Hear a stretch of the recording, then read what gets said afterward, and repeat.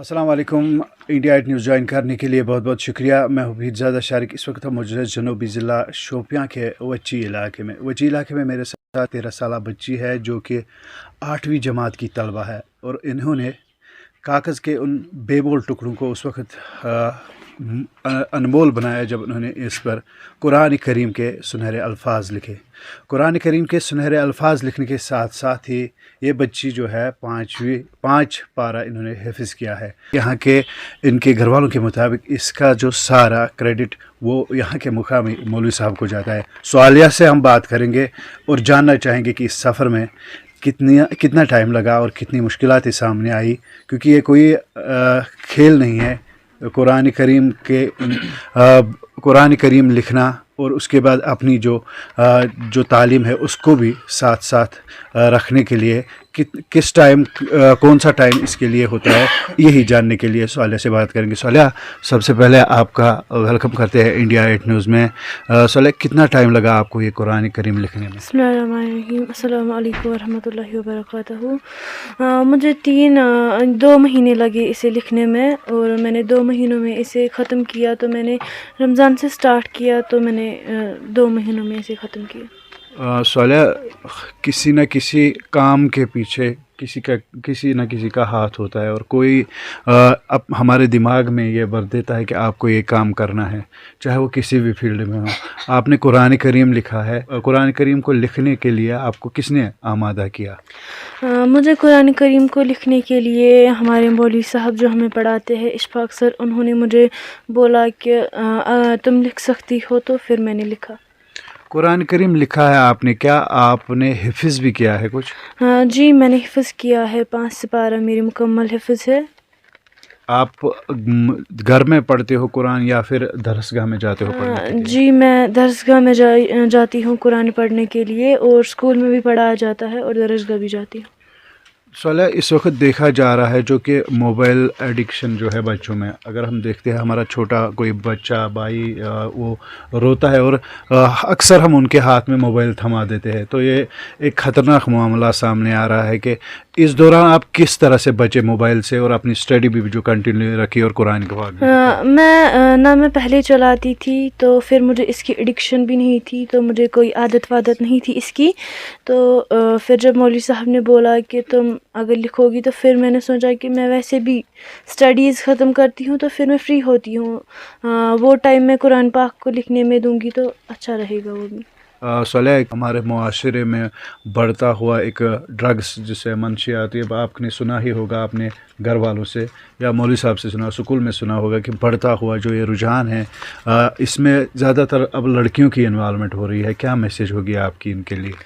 उनके लिए मेरी यही मैसेज होगी कि इसे छोड़ दो, और दूसरा कि जितना आप सोशल मीडिया, इंटरनेट या ड्रग्स के साथ टाइम देते हैं, उससे बेहतर है कि आप कुरान पाक लिखे, नमाज़ पढ़े और अल्लाह की बारगाह में जाए, तो आप अपना आखिरत भी बना सकते हैं। कुरान पाक कितने सफ़ात पर मुश्तमिल आपने लिखा है? कुरान पाक 750 के सफ़ात पे मैंने लिखा है, 750 है। बहुत बहुत शुक्रिया। मौलवी साहब से भी जानना चाहेंगे, मौलवी साहब भी हमारे साथ यहाँ पर है, इनसे भी हम बात करेंगे। जानना चाहेंगे कि इस दौरान सवालिया का कुरान लिखना, सवालिया को कुरान लिखने के लिए आमादा करना किस तरह से मौलवी साहब के भी जहन में आया। मौलवी साहब, सबसे पहले आपका खैर मकदम करते हैं। मौलवी साहब, कैसे आपको यही जहन में आया कि मैं सवालिया को ही तैयार कर लूँ कुरान पाक लिखने के लिए? क्योंकि मैं अल्हम्दुलिल्लाह इस घर के साथ वाबस्ता हूँ, और अल्हम्दुलिल्लाह मैंने जो इसका उठना बैठना देखा, तो उस वजह से मुझे लगा कि ये लिख सकती हैं। क्या मौलवी साहब आप यहाँ पर मुकामी दरसगाह चलाते हैं? जी अल्हम्दुलिल्लाह मैं चलाता हूँ दरसगाह। मौलवी साहब, कितने बच्चे आपकी दरसगाह में पढ़ते हैं? 10-20 आते हैं। कब से आप ये दरसगाह चला रहे हैं? सुबह फजर के बाद चलाता हूँ। कितना अरसा हुआ आपको चलाते हुए? 1-2 साल हो गए यहाँ पे। कितने हुफाज आपके दरसगाह से अभी तैयार हुए हैं? वो तो दारुल की बात है कि वहाँ पे तो 3.5 साल के बाद निकलते हैं, तो ये दरसगाह का मामला है, तो अल्हम्दुलिल्लाह 5, 6, 6, 7 पारे इनको हिफ्ज़ है। 5, 6 पारे। सवालिया ने जो कुरान पाक लिखा है कितने पारे? जी, इसके 5 पारे मुकम्मल हिफ्ज़ हैं। बहुत बहुत शुक्रिया। सवालिया के वालिद साहब यहाँ पर है, इनसे भी बात करेंगे।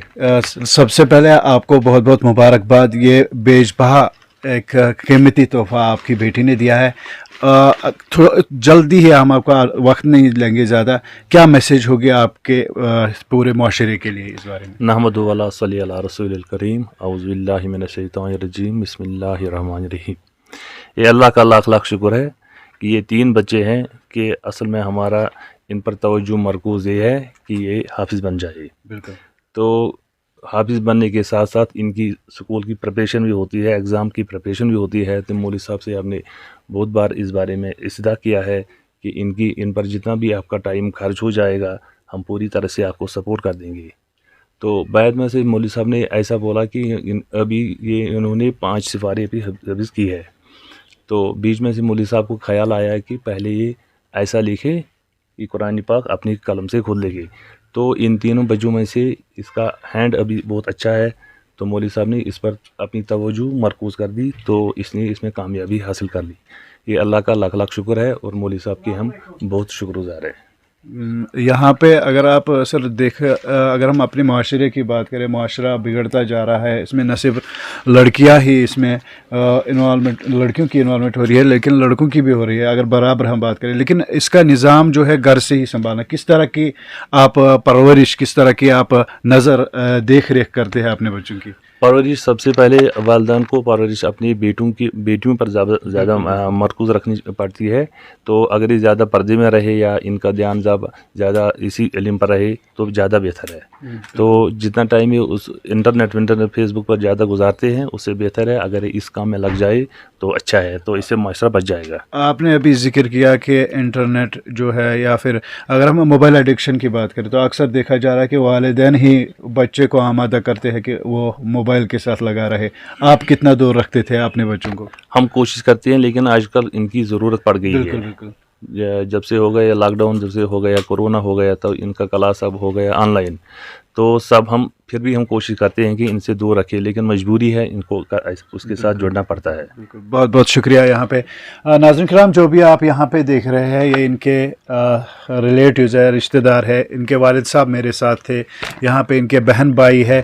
یہ اس لیے یہاں پہ ہے کیونکہ صالحہ کو تو روز گھر میں ہی دیکھتے ہیں, لیکن یہ ان کے لیے یہاں پہ اس کی حوصلہ افزائی کے لیے بیٹھے ہیں. کیونکہ میں نے پہلے ہی ذکر کیا ہے کہ ایک معمولی سے کاغذ کے ٹکڑے کو سونے سے زیادہ انمول بیش بہا قیمت بنانے کے لیے صالحہ نے جو 2 مہینوں میں یہاں پہ محنت کی ہے, ان کے والد صاحب, ان کی والدہ, ان کے بھائی بہن کو, اور سب سے زیادہ میں کہوں گا مولوی صاحب کو اس کے لیے مبارکباد دیتا ہوں. اور یہی امید کی جاتی ہے کہ ہر ایک جگہ جو ہے درسگاہوں کا قائم کرنا یہاں کے لوکلز کی ذمہ داری ہے, اور صالحہ جیسی بچیاں جو ہے اس میں ان درسگاہوں میں نکل سکتی ہے. صالحہ نے نہ صرف قرآن پاک لی ہے, لیکن اپنی جو تعلیم بھی ہے وہ بھی اس میں انہوں نے کنٹینیوسلی اپنی تعلیم کو بھی جاری و ساری رکھا ہوا ہے. مزید ملتے ہیں اگلی پیشکش میں نئے کسی مہمان کے ساتھ. تب تک کے لیے دیجیے اجازت. اللہ نگہبان.